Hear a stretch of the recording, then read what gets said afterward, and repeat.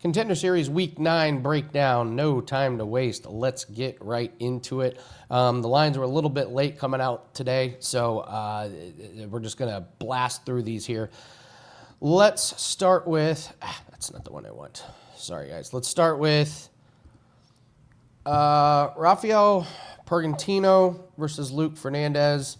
Those of you in Discord know I don't know where they found this Pergentino guy. He's probably the worst fighter I've ever done film on on Contender Series.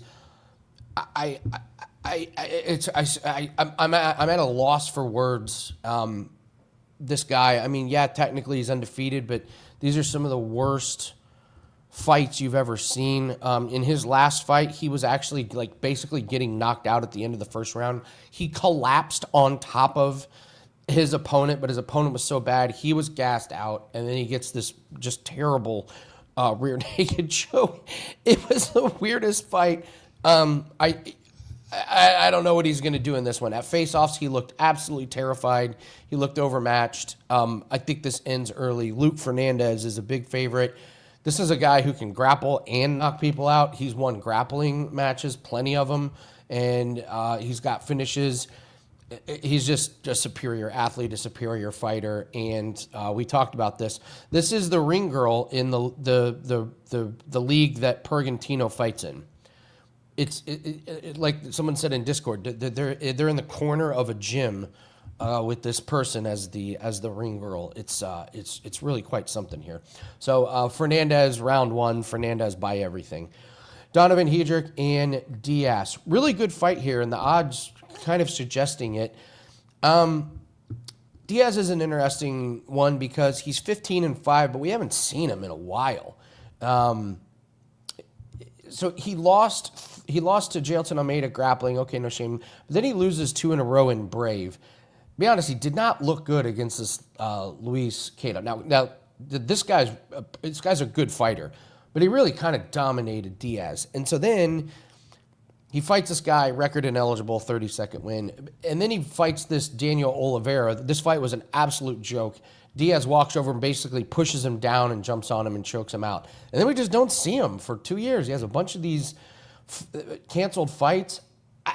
I don't really know what this guy does well. I don't know what he's been working on. Sometimes we see these guys that are off of 2-year layoffs show up and they've been training really hard. So, Diaz, he's got plenty of fights. How good is he? I don't know. Hedrick, shout out to Hedrick. He finished his last guy it was like a DDT from Jake the Snake Roberts. The opponent tried to take him down. He just grabbed his head and smashed it into the mat. It was a very, very strange fight. He's violent. All of these fights have ended in round 1. And not only are they ending in round 1, they're ending early in round 1.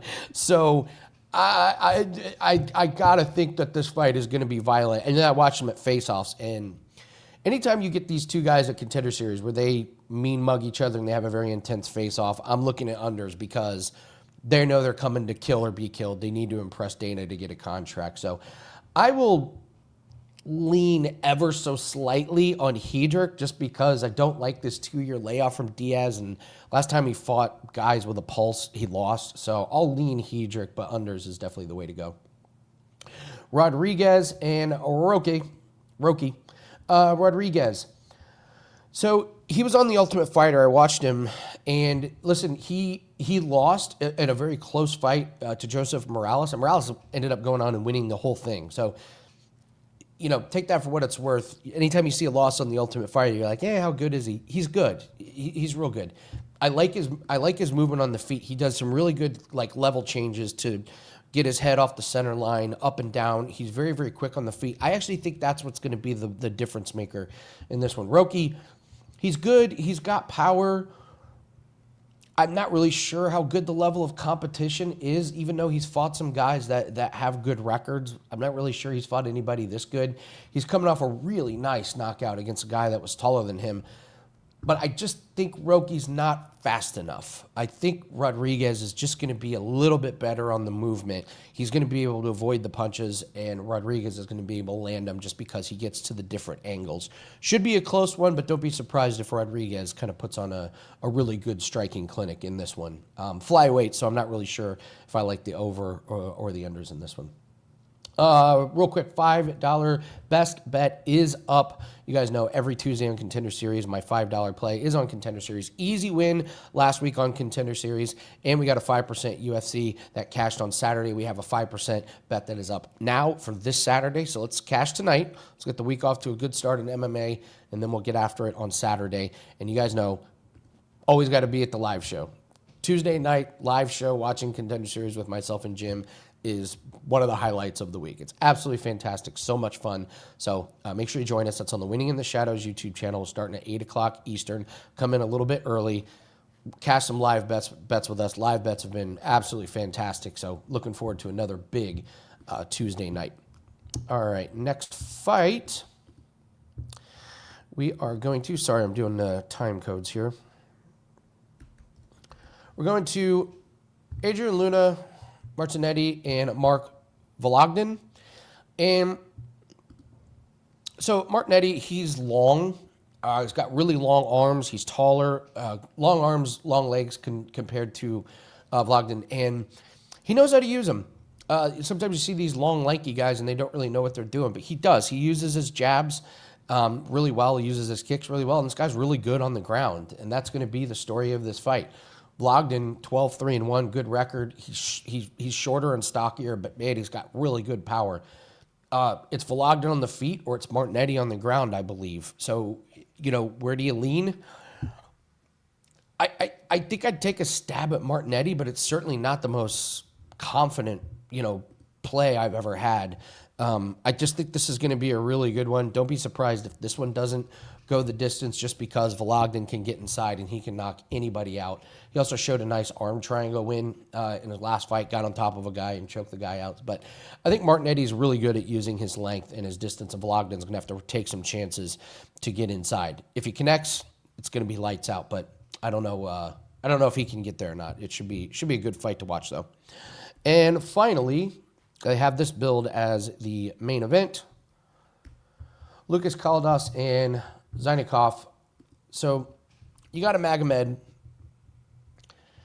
And yeah, he likes to get takedowns. I worry he's not that exciting of a fighter to me. I know he's got finishes, but his last two went the distance. There's a little bit of striking, there's ground game, there's takedowns. He's not going to be able to do what was a guy last week that went the distance, and Dana was like, "Listen, you're yelling at me that you're going to be champion, and you're struggling as a 7-1 against a 7-1 underdog. No thanks." So Zaynukov is going to have to bring some excitement because he can't just lay on a guy, and he can get takedowns. And Caldas, I've watched him get taken down and laid on, but I've seen him reverse, and this guy is all gas, no brakes. So Caldas is going to make this an exciting fight. This is what this guy does. I think he's worth a little bit of a sprinkle on the underdog. When these fights are really violent and they're car crashes, it should be closer to a pick'em. So Caldas is going to come out striking, and we know Zaynukov is probably going to try and get the takedowns. But if you're Zaynukov, that's just not going to work. Winning by decision is not going to get you a contract. So I think Caldas is going to control, the action on the feet, and don't be surprised if he might be able to land a knockout blow. He's over 3-1 at this point, so if you're looking for a live underdog, I think he may be the one. Like I said, Zaynukov, should he win? Yeah, if this was just a basic UFC fight, Zaynukov's going to take him down, work the ground and pound, work the ground game, probably win by decision. But on Contender Series, I just I'm holding out hope that Zaynukov makes this a little bit more exciting. So, all right, those are your breakdowns. Thanks for joining us again. The $5 Tuesday best bet is up. It's a 4% best bet. Absolutely love the card tonight. Some really good smash spots. So go grab that over at WagerTalk.com and make sure you hit the like button and leave us a comment. Thanks for watching. Good luck on your plays. We'll see everyone later.